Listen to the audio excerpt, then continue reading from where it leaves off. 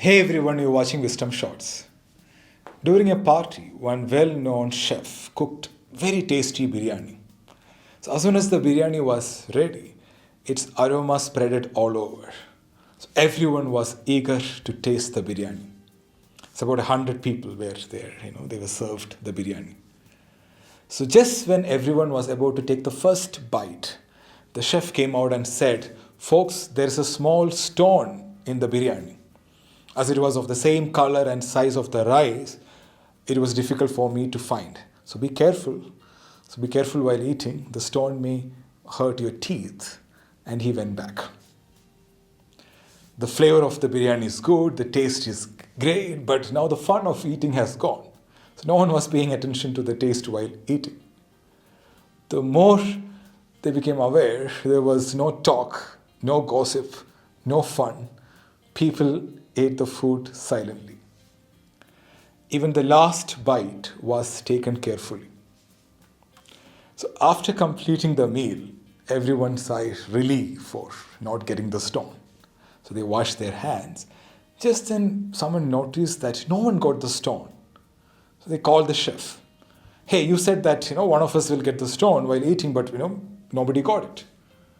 The chef said, "I had removed most of the stones, but if there was one left by mistake, I wanted to warn you.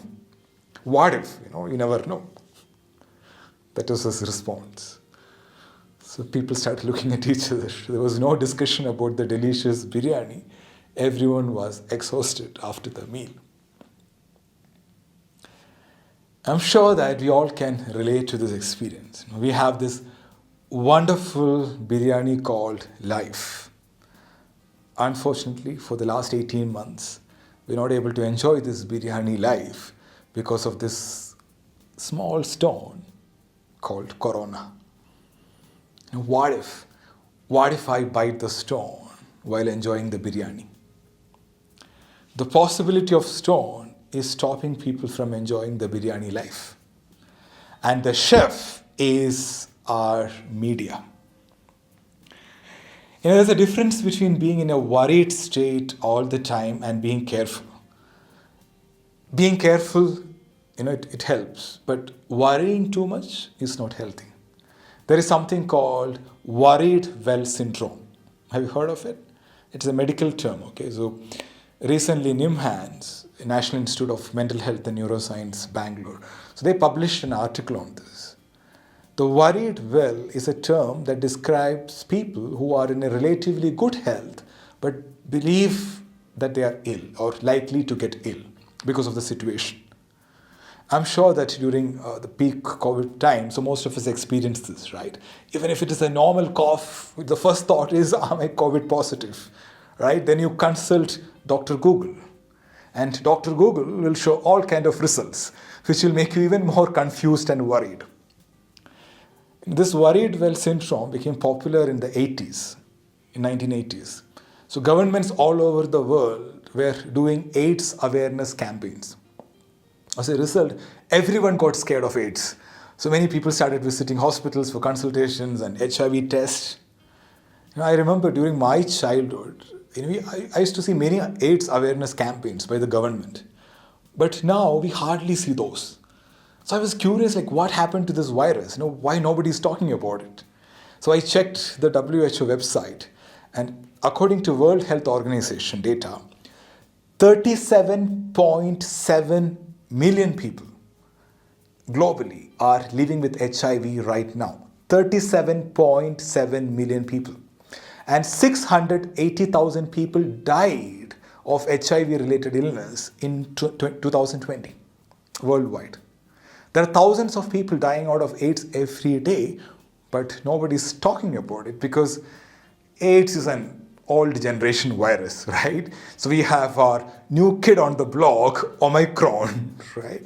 The rate of uncertainty and anxiety about the coronavirus is very high, and thanks to our media. They'll predict the outbreak, they'll give you statistics and paint worst case scenario. Just look at this, how they painted red. Even if there is one case, the state is red. The media's message is very clear. Be afraid. Be afraid. Because fear is a strong emotion. You get attention if you can scare people. In the last few days, every day they are counting the number of Omicron affected patients in India. And it's on the front page of all newspapers. Every day they are reminding us of the stones in our biryani.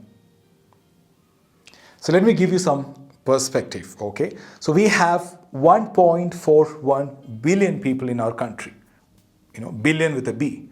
And you can do the math and see what percentage got affected. But the whole country is scared and worried right now. Every day, more than 26,000 people die in our country due to various causes, right? And these are registered ones, okay? The actual number can be higher than this. That is on an average 1,000 deaths per hour. See, if you want to be worried, you can worry about anything and everything.